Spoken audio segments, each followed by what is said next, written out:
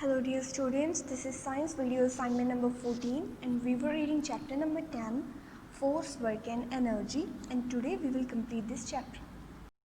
Simple machines. Look at the two pictures given below. In which picture is more energy being used by the people and discuss. So यहाँ पे दो pictures है, इनमें देखना कि किस पिक्चर में लोग ज़्यादा एनर्जी यूज़ कर रहे हैं. सो इस पिक्चर में जो लोग हैं वो अपना वर्क खुद कर रहे हैं और इस पिक्चर में जो लोग हैं वो मशीन्स की हेल्प से अपना वर्क कर रहे हैं. मतलब इस पिक्चर में ज़्यादा एनर्जी लगी और इसमें कम लगी क्योंकि इसमें कन्वीनियंटली सारा काम मशीन्स के थ्रू हो गया. Sometimes we find it difficult to do certain work with our hands. तो कभी कभी हमें अपने हाथों से खुद काम करना डिफ़िकल्ट लगता है. सो वी यूज़ टूल्स और machines to make our work easier as it requires less energy. So इसीलिए लोगों ने टूल्स और मशीन्स बनाई हैं जो हमारे वर्क को ईजी कर देती हैं. Simple machines are devices that make doing work easier. So उसी तरह से सिंपल मशीन्स भी डिवाइसेस हैं जो हमारे वर्क को ईजी कर देती हैं. दे हैव फ्यू और नो मूविंग पार्ट्स. उनमें कोई मूविंग पार्ट भी हो सकता है और नहीं भी हो सकता. There are 7 different types of simple machines. 7 different type की सिंपल मशीन्स हैं. Let's read about them. First is a lever. A lever is a rod और an arm that turns around a fixed point. So lever एक arm भी कह सकते हैं और rod भी कह सकते हैं. आप यहाँ पे देख सकते हो ये एक रॉड के शेप के जैसा होता है और ये फिक्स्ड होता है एक पॉइंट से. The fixed point is called fulcrum. तो जो fixed point है उसको हम fulcrum बोलते हैं. The fulcrum is the resting or balancing point upon which the lever turns. So जो fulcrum है जैसे कि यहाँ इस जगह पे fulcrum है, उसके जो वो resting point है और वहाँ पे बैलेंस बना के जो लीवर है उसको हम टर्न कर सकते हैं. Someone or something has to push or pull the lever to make it work. तो किसी भी अगर हमें लीवर को यूज़ करना है तो उसको पुश करना पड़ेगा या फिर पुल करना पड़ेगा, फिर वो वर्क करेगा. Next is a pulley. A pulley is a machine made of a wheel with a groove and a rope.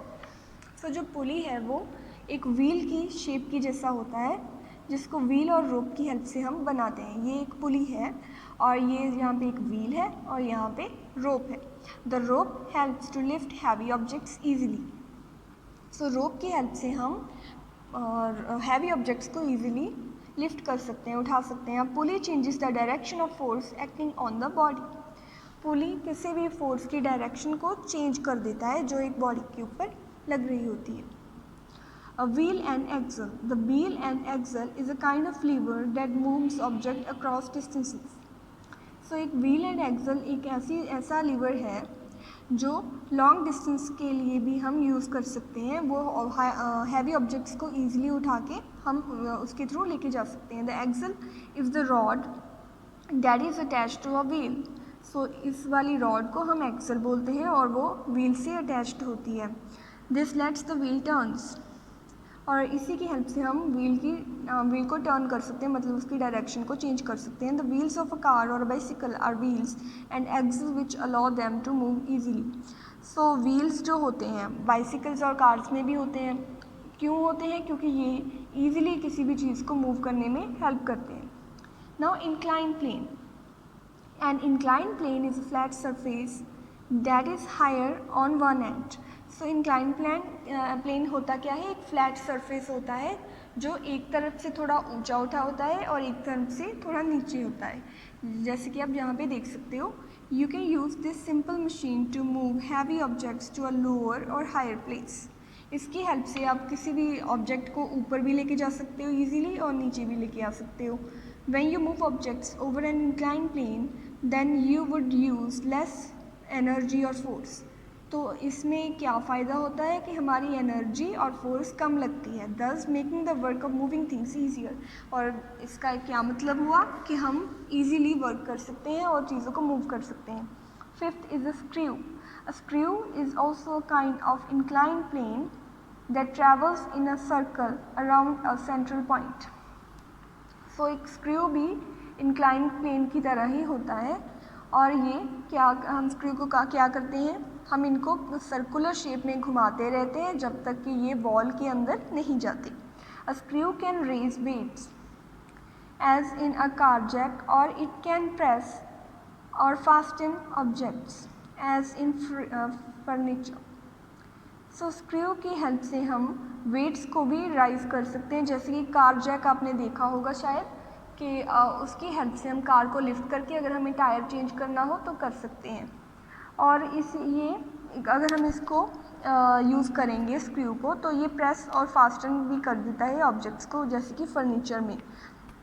Screws can be tightened to hold objects together with the help of screwdriver.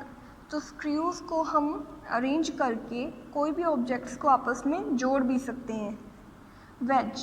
A wedge is made when two inclined planes are attached. तो एक wedge कब बनता है, जब दो inclined planes को हम join कर देते हैं back to back. Where pointed edge are used to cut things. So जो pointed edge होता है wedge का, उसको हम चीज़ों को कट करने में यूज़ करते हैं। जैसे कि आप देख सकते हो ये एक wedge है, ये यहाँ से थोड़ा पॉइंटेड है, तीखा है, मतलब अगर हम इसके ऊपर हैमर से अटैक करेंगे तो ये चीज़ों के अंदर आसानी से होल्स क्रिएट कर सकता है। Energy. Energy is the ability और the capacity to do work. Energy क्या होता है, लिविंग बींग्स में एबिलिटी होती है और कैपेसिटी होती है कि हम वर्क कर सकें, उस चीज़ को हम बोलते हैं energy. We need energy to carry out various activities like. तो हमें एनर्जी चाहिए बहुत तरह की एक्टिविटीज़ करने के लिए. कौन कौन सी activities? Running, playing, studying, breathing and so on. We can apply muscular force only if we have energy inside our body. So हम मस्कुलर फोर्स को तभी अप्लाई कर सकते हैं अगर हमारी बॉडी में एनर्जी होगी. अगर एनर्जी नहीं होगी तो हम मस्कुलर फोर्स भी अप्लाई नहीं कर पाएंगे. Sources of energy. Things from which we get energy are called sources of energy. So वो चीज़ें जिनसे हमें एनर्जी मिलती है उन चीज़ों को हम सोर्सेज बोलते हैं एनर्जी के. Sources of energy. Now first is solar energy. The sun is the biggest source of energy. So earth पे जो सन है वो एनर्जी का बिगेस्ट सोर्स है. Most of the things, living things, get energy from the sun either directly और indirectly. तो बहुत सारी लिविंग थिंग्स होती हैं जो सन से एनर्जी लेती हैं, डायरेक्टली या फिर इनडायरेक्टली. क्योंकि जैसे प्लांट्स हैं वो भी लिविंग थिंग्स हैं, वो सन से एनर्जी लेके अपना फूड प्रिपेयर करते हैं बाय फोटोसिंथेसिस. और जो हम ह्यूमन बींग्स हैं, हम प्लांट्स को खाते हैं, मतलब हम इनडायरेक्टली सन की एनर्जी को ही अपने अंदर लेते हैं. The energy that we get from the sun is called solar energy. जो एनर्जी हमें सन से मिलती है उसको हम सोलर एनर्जी बोलते हैं. Green plants trap the sun's energy and make food. जो ग्रीन प्लांट्स होते हैं वो सन की एनर्जी को ट्रैप करते हैं और उससे फूड बनाते हैं. Animals and human beings consume plants to get that energy. So animals और ह्यूमन बींग्स उन प्लांट्स को खाते हैं एनर्जी लेने के लिए. Solar energy is also use to operate devices such as solar cookers and solar heaters. Solar energy की help से सोलर कुकर्स और सोलर हीटर्स वर्क करते हैं. Electricity is also generated by solar panels using solar energy. So आज के time पे तो solar energy से इलेक्ट्रिसिटी भी जनरेट होती है. Atomic energy. Matter is made up of smallest particle known as atom. So जो भी आप अपने आसपास देखते हो वो मैटर है, और मतलब जो मैटर है वो छोटे छोटे पार्टिकल्स से बना हुआ है और उन पार्टिकल्स को हम बोलते हैं atom. Atoms make up everything in the universe and are held together with great force. So जो एटम्स हैं वो यूनिवर्स में सब कुछ बनाते हैं, सब कुछ बना ही एटम से होता है. तो ये जो एटम्स हैं ये आपस में एक ग्रेट फोर्स की हेल्प से स्टिक हुए होते हैं. These atoms can be broken apart in a process called fission. तो एक फिजन का प्रोसेस होता है जिससे इन एटम्स को हम अलग अलग कर सकते हैं, ब्रेक कर सकते हैं. And the energy released can be used to generate electricity. और जो उससे एनर्जी बनेगी उससे हम इलेक्ट्रिसिटी प्रोड्यूस कर सकते हैं. Weapons like atom bombs that are made for national safety are also manufactured using atomic energy. So जैसे वेपन्स हैं जैसे कि एटम बॉम्ब्स, वो हमारी नेशनल सेफ्टी के लिए होते हैं, वो भी एटॉमिक एनर्जी से ही बनते हैं. Now, geothermal energy. The heat from the inner parts of the earth is an important source of energy and is known as geothermal energy. So अर्थ के इनर पार्ट्स में, अर्थ के बीचों बीच एक हीट होती है और उस हीट को सोर्स ऑफ एनर्जी भी कहा जा सकता है और वो एक इम्पॉर्टेंट सोर्स ऑफ एनर्जी भी है और उस फोर्स को हम बोलते हैं geothermal energy. Chemical energy. The energy obtained by chemicals acting on one another is called chemical energy. तो कई बार दो केमिकल्स आपस में मिक्स होके एक तरह की एनर्जी प्रोड्यूस करते हैं, उस एनर्जी को हम केमिकल एनर्जी बोलते हैं. अ बैटरी और a cell has chemical energy stored in it.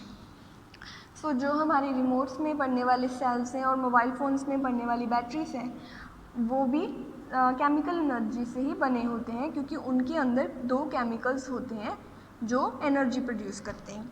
Wind and water energy. Energy from wind and flowing water can be used to generate electricity.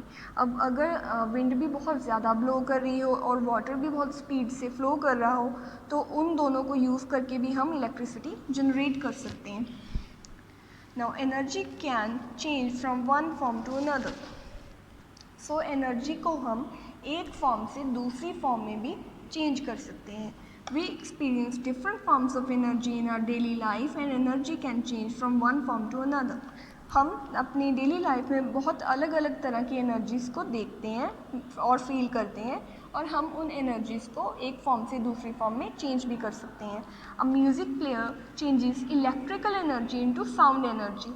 एक जो म्यूज़िक प्लेयर होता है वो इलेक्ट्रिक एनर्जी को change कर देता है साउंड एनर्जी में. Our body changes chemical energy from food into mechanical energy. So हमारी बॉडी जो है वो फूड से केमिकल एनर्जी लेती है और उसको मैकेनिकल एनर्जी जो हम वर्क करने में यूज़ करते हैं उसमें चेंज कर देती है. और windmill changes wind energy to electrical energy. एक विंडमिल जो होता है वो विंड की एनर्जी को इलेक्ट्रिकल एनर्जी में चेंज कर देता है. Now let's discuss today's written assignment.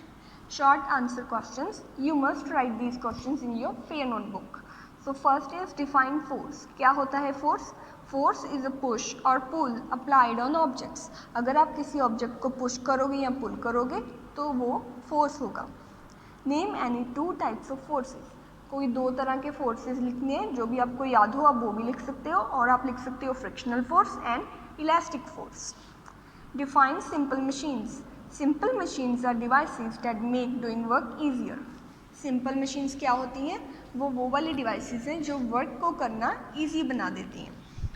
Now what is work? Work is said to be done only when force applied on an object causes it to move through a distance. So work तब ही कहा जा सकता है कि work हो रहा है जब आप किसी चीज़ के ऊपर फोर्स लगा रहे हो और वो चीज़ मूव भी कर रही है. Now name any two simple machines. तो कोई भी दो सिंपल मशीन्स के आपको नेम लिखने हैं. तो lever and pulley are example of two simple machines. So that's all for today.